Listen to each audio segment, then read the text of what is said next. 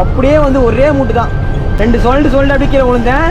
விழுந்ததில் அடி தான், ஆக்சிடென்ட் ஆயிடுச்சு. எனக்கு அடி விழுந்துருச்சு. போலீஸ்காரங்களாம் பயந்துட்டாங்க, தூக்கி உட்கார வைக்கிறாங்க.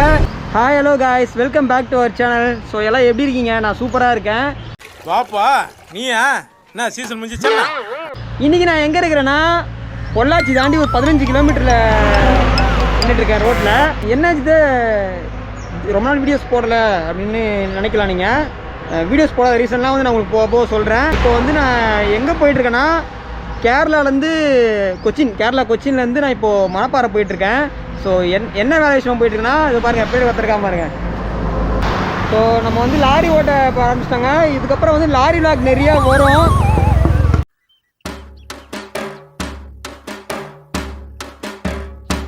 ஸோ மறக்காமல் நம்ம சேனலை புதுசாக பார்த்துருந்தீங்கன்னா மறக்காமல் சப்ஸ்கிரைப் பண்ணிட்டு பக்கத்தில் பெல் பண்ணி தட்டி விட்ருங்க. அப்போ தான் நம்ம வீடியோஸில் நோட்டிஃபிகேஷன் வந்து வரும். ஸோ காய்ஸ், இதுக்கப்புறம் லாரி விளாக் தரமாக இருக்குது. ஸோ மறக்காமல் ஃபாலோ பண்ணிங்க. அதே மாதிரி இதுக்கு முன்னாடியே நான் நிறைய ட்ரிப்பெல்லாம் போயிட்டு வந்துட்டேன் நான். ஸோ அதெல்லாம் நான் வீடியோ கவர் பண்ணல, நான் விளாகும் பண்ணல. சரி, அதுக்கப்புறம் தான் தோணுச்சு சரி நம்ம பண்ணலாம் அப்படிங்கிறதுனால தான் சரி நம்ம இப்போ இவங்க தானே சுற்றிட்டு இருக்கேன். நானும் இவனை மட்டும் தான் தனியாக சுற்றிட்டு இருக்கோம் நாங்கள். ஸோ காமிக்கிறேன் நான் இவனை. லாரி தாங்க, lorry container, 12 wheel lorry container. இதே மாதிரி நான் இந்த ட்ரிப்பு பார்த்தீங்கன்னா கோயம்புத்தூர்லேருந்து நான் வண்டி எடுத்து மும்பை பி வண்டியில் போய் லோடு இறக்கி, அங்கேருந்து லோடு ஏற்றி பெங்களூரில் வந்து இறக்கிட்டு, பெங்களூர்லேருந்து லோடு ஏற்றி இது கேரளா கொச்சின் லோடு இறக்குனேன். ஸோ இப்போ அங்கேருந்து லோடு சொல்லியிருக்காங்க ஒரு 300 கிலோமீட்டர் எம்டி போய் மணப்பாறையில் லோடு ஏற்றுற மாதிரி இருக்குது. ஸோ அங்கே தான் போய்கிட்டு இருக்கேன் நான். ஸோ நாங்கள் போப்போ உங்களுக்கு கண்டிப்பாக பண்ணுறேன். நிறைய பேச வேண்டிய நிறைய சொல்கிறேன். பாருங்க, சுற்றினே ஃபுல்லாக விண்டுமில் தாங்க, ஃபுல்லாக காற்றாய் தான்.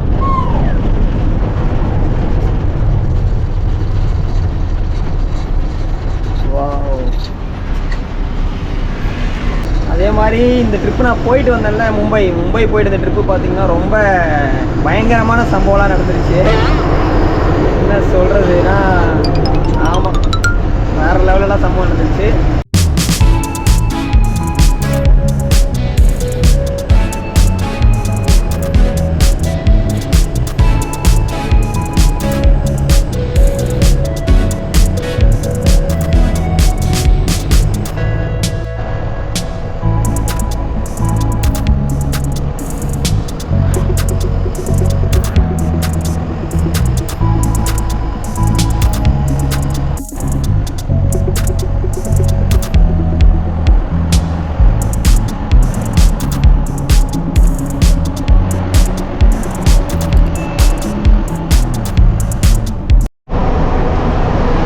இருக்குது கிளைமேட் அப்படியே சில்லுன்னு.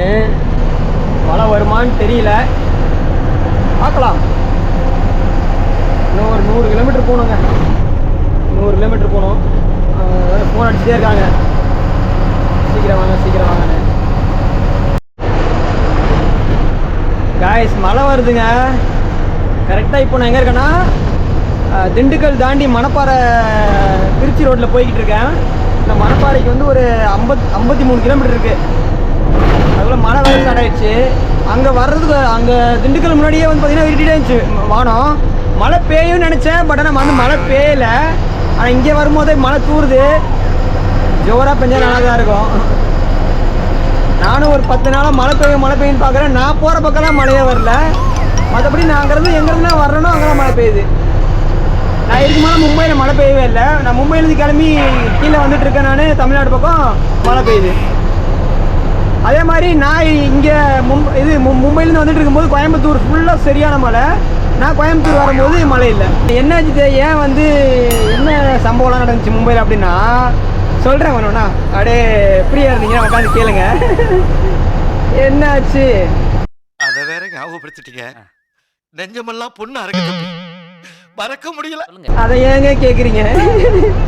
நெஞ்சமெல்லாம் புண்ணாகுதுங்க அப்படிங்கிற மாதிரி தான் இருக்குது. எனக்கு சொல்கிறதுக்கே கஷ்டமாக தான் இருக்குது. கிட்டத்தட்ட ஒரு ட்ரிப்பு போயிட்டு வரதுக்கு, மும்பை போயிட்டு வரதுக்கு லோடு எடுத்துகிட்டு போய் அவங்க இறக்கி திருப்பியும் ஏற்றிட்டு வர்றதுக்கு, ஏற்றிட்டு இறக்கிறதுக்கு பார்த்தீங்கன்னா ஒரு 10 நாள் கணக்கு, ஓகேங்களா?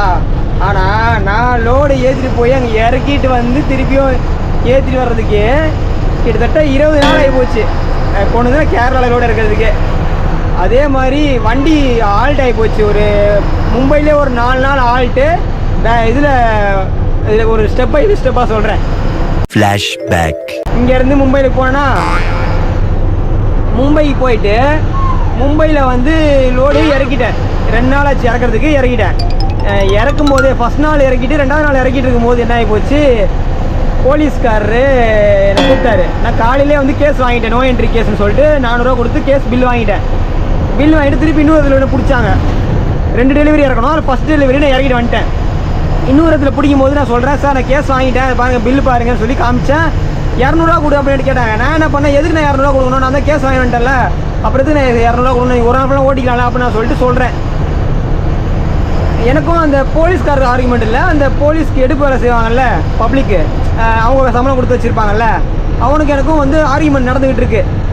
நான் கொடுக்க முடியாதுன்னு சொல்லிட்டு எதிர்பாராத நேரமாக எங்கேருந்து தான் ஒரு ஆட்டோ வந்துச்சுன்னு எனக்கு தெரில. டம்முன்னு ஒரு முட்டு என்ன ஒரு 40-50 ஸ்பீடில் வந்திருக்கும் ஆட்டோ என்னவோ ஒரே முட்டு தான். முட்டின கீழே விழுந்ததுக்கப்புறம் தான் பார்க்குறேன் நான் ஆட்டோ வந்து இடிச்சிருச்சுன்னு. ஆனால் நான் திரும்பி ஓரமாக நின்றுட்டு இருந்தேன். நான் என் மேலே மிஸ்டேக்கான்னு கேட்டிங்கன்னா என் மேலே வந்து மிஸ்டேக் இல்லைங்க. நான் ஓரமாக நின்று பேசிக்கிட்டு இருக்கேன். நான் ஆட்டோக்காரர் ஏதோ ஒரு வண்டி சைடுக்காக வந்துருப்பார் போல்.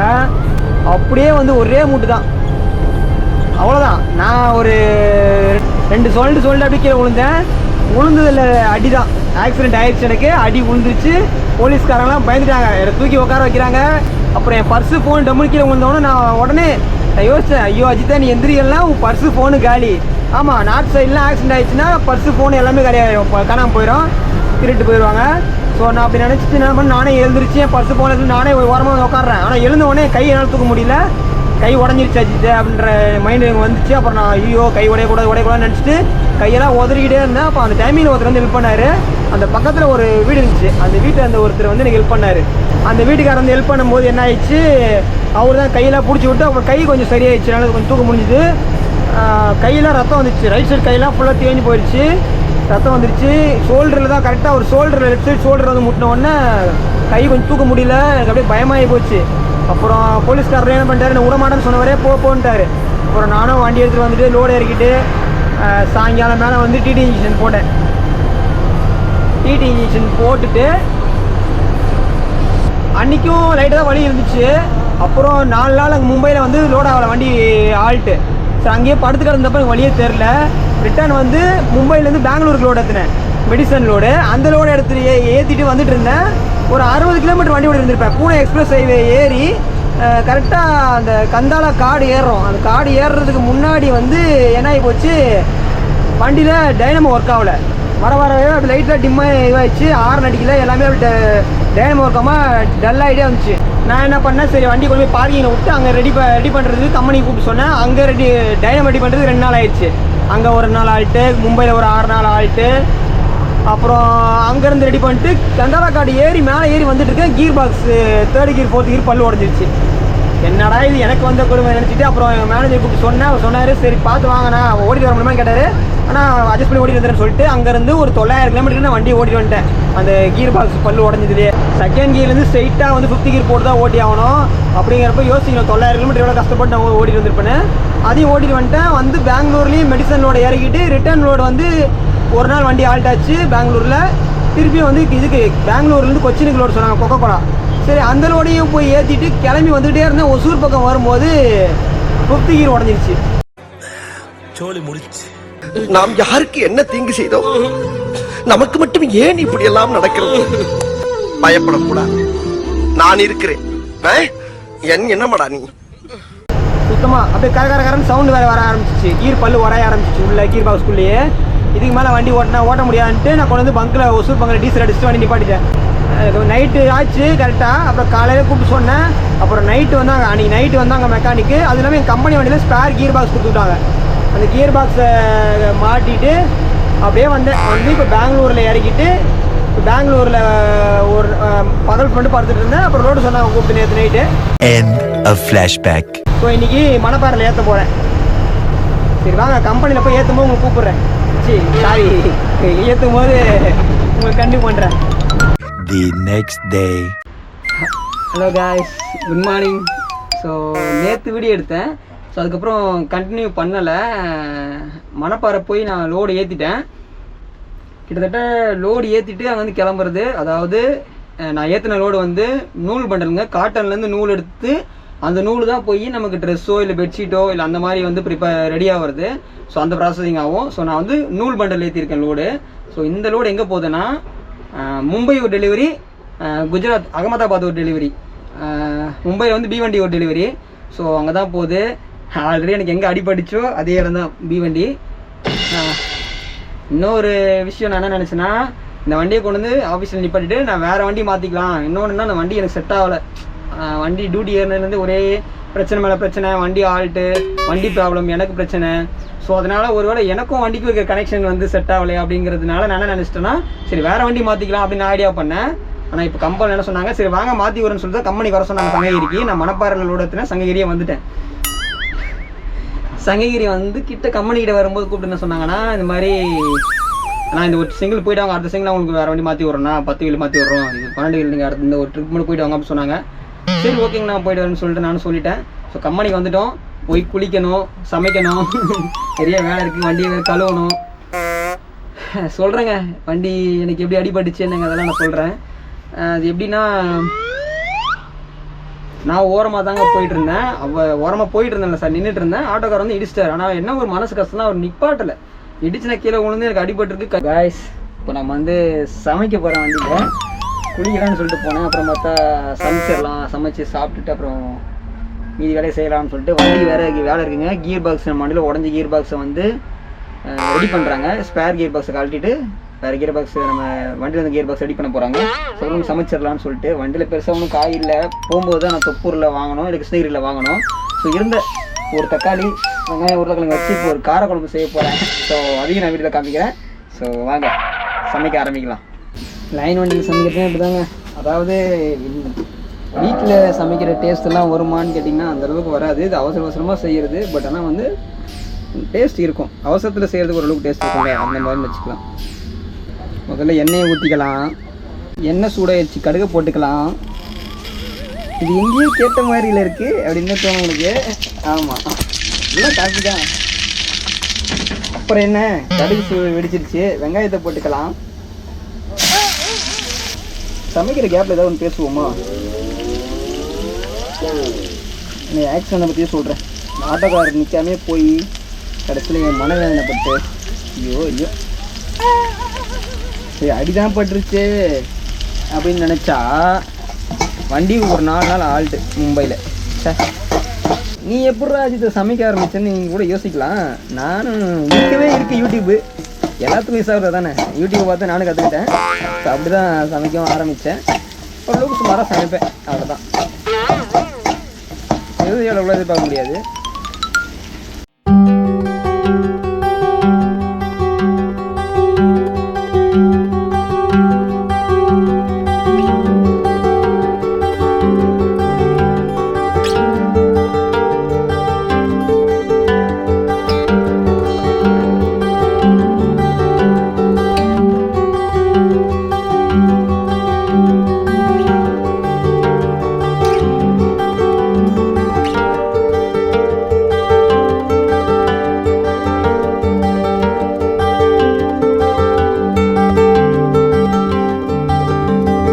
ஆட்டோக்காரடிச்சு நினச்சா எனக்குலாம் வருத்தமாக இருக்குச்சே.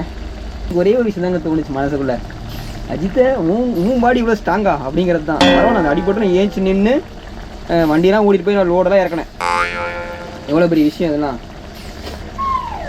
எப்படின்னா நிறைய அடி மேலே அடி பட்டுக்கிட்டே இருக்கும் நமக்குலாம். வலி மேலே வலி, வேதனை மேலே வேதனை, இது மாதிரி நிறைய காயங்கள் மன ரீதியாகவும் சரி, வெளியிலேருந்து அடிபடுறதும் சரி, அப்படி தான் இருக்கும் நமக்கு. ஸோ அதனால் அது என்ன பெருசாக எடுத்துக்கிறதே கிடையாது. சரி ரைட்டு அப்படின்னு போய்கிறது. அப்படியே காலம் போகிற போக்குலேயே வந்து நானும் மூவ் ஆகி போய்கிறது. அப்படியே மூவ் ஆகி போய் சில பெரிய அடியே பட்டாலும் வந்து இப்போது அது பெருசாக தெரில. அது வந்து என் வயசுக்கு எக்ஸ்பீரியன்ஸ், என்னுடைய எக்ஸ்பீரியன்ஸ்னால எனக்கு அது ஓகே தான். இன்னும் என்னை விட வயசுக்கு பெரியவங்களுக்குலாம் இதோட பயங்கரமான வலியும் வேதனையெல்லாம் போட்டிருக்கோம். அவங்களாம் இப்போ அவங்களுக்கு வந்து அதை விட தாங்கிக்கூடிய சக்திலாம் இருக்கும் என்னையை விடலாம். ஸோ ஸோ ஒவ்வொரு நேரத்துலையுமே வாழ்க்கையில் வந்து ஒவ்வொரு எக்ஸ்பீரியன்ஸ் தான் நம்ம ஒவ்வொரு இடத்துக்கு கூட்டு போவோம். ஸோ இது எப்பயுமே நான் சொல்கிறது தான், எக்ஸ்பீரியன்ஸ் தான் நம்ம அடுத்த கடத்துக்கு கூட்டு போய் பாட்டோம். ஸோ இதுக்கப்புறம் இன்னொரு விஷயத்தை நான் வந்து ரெகுலராக பண்ணலான் இருக்கேன். முடிஞ்ச அளவுக்கு வாரத்தில் ஒரு 3 வீடியோ கொடுக்க பார்க்குறேன். முன்னாடி வாரத்தில் ஒரு வீடியோ 2 வீடியோ போட்டுருந்தேன். 2 வீடியோலாம் போடுறதுல ஒரு வீடியோ தான் போட்டுருந்தேன். ஸோ இதுக்கப்புறம் வாரத்தில் ஒரு 3 வீடியோ கொடுக்கலான்னு இருக்கேன். அதுக்கப்புறம் ரெகுலராக டெய்லி ஒரு வீடியோ போடலாம் அப்படின்ற ஒரு ஐடியா பண்ணியிருக்கிறேன். ஒரு சீட் எடுத்து பாருங்க ஐயா, வெறும் பொய்யா சொல்லிக்கிட்டு தெரியலாம். ஸோ ஐடியா பண்ணக்கூடாது, பண்ணால் மட்டும் போதாது வச்சுட்டு இதை நீ நிறைவேற்றணும். நானே மைண்ட்லேயே வந்து இதை யோசிச்சுக்கிட்டே எனக்குள்ளே நான் சொல்லிக்கிட்டே இருக்கிறேன். கண்டிப்பாக நான் பண்ணுவேன். இதுக்கப்புறம்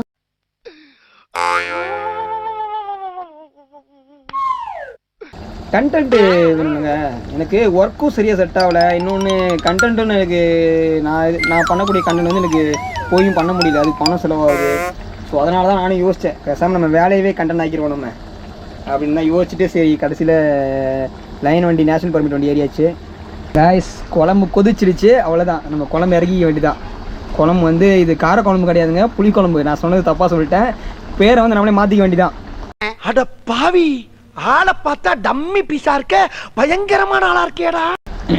என்னடா டே மாற்றி மாற்றி பேசிட்டு இருக்கேன் யோசிக்கலாம். இல்லை நான் காரக்குழம்பு செய்யலாம் தான் பார்த்தேன், கடைசியில் புளி வந்து அதிகமாகிடுச்சு. ஸோ ஒன்றும் பிரச்சனை இல்லை. இதுக்கு இப்போ வந்து உருளைக்கிழங்கு போட புளிக்குழம்பு அப்படியே வச்சுக்க வேண்டியதா பேர் நம்ம. அவ்வளோ அடே பேயில போமா இல்லை இல்லை, நீ ஒரு ஆர்டிஸ்ட்னு காமிச்சிட்ட எனக்கு காமிச்சிட்டா. இப்போ குக்கர் எடுத்து வச்சிட வேண்டியதான் சாப்பாடு. நீ என்ன தூக்க முடியல.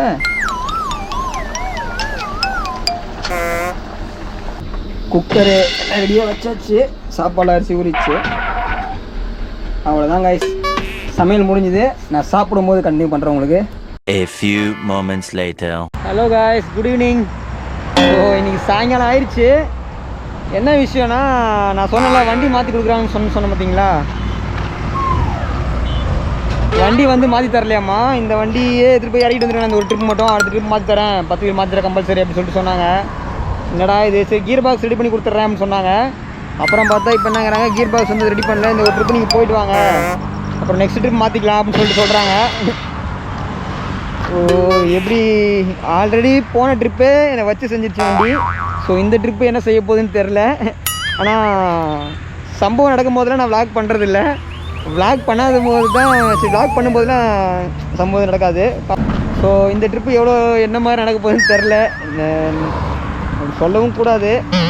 சரி பார்ப்போம், நல்லதாக நினச்சி நல்லதாகவே போவோம், எப்படி என்ன நடக்குதுன்னு பார்க்கலாம். ஸோ இப்போ வந்து நான் வந்து சங்ககிரியில் இருக்கேன். இப்போது நான் இருக்கிற இடம் சங்ககிரியில் இருக்கேன். சங்ககிரியில் எங்கள் ஆஃபீஸில் இருக்கேன். ஸோ இங்கேருந்து குளிச்சாச்சு, ஃப்ரெஷ் ஆகிடுச்சு, வண்டியெல்லாம் கழுவியாச்சு, சமைச்சாச்சு, சாப்பிட்டாச்சு. ஸோ அவ்வளோதான், இப்போ வண்டி எடுத்து நான் கிளம்ப போகிறேன். ஸோ இந்த வீடியோவை இதோடு நான் பண்ணிக்கிறேன். நம்ம சேனலுக்கு நான் புதுசாக வந்து நான் மறக்காமல் சப்ஸ்கிரைப் பண்ணிட்டு பக்கத்தில் இருக்க பெல் பட்டனை தட்டி விட்டுருங்க. அப்போ தான் நம்ம வீடியோஸில் நோட்டிஃபிகேஷன் வந்து சேரும். So keep supporting guys, love you all, bye. சின்ன சேனலுக்கு எதாக இருந்தாலும் அது கொஞ்சம் ஆதரவு கொடுங்க. உங்கள் பொண்ணான கையை கொண்டு அந்த பெல்லில் தட்டிடுங்க. அவங்களுக்கு சப்ஸ்கிரைபர் 5-10 ஏறுனா அவங்க மனசு சந்தோஷப்படும். அவங்க வீடியோவும் பாருங்கள்.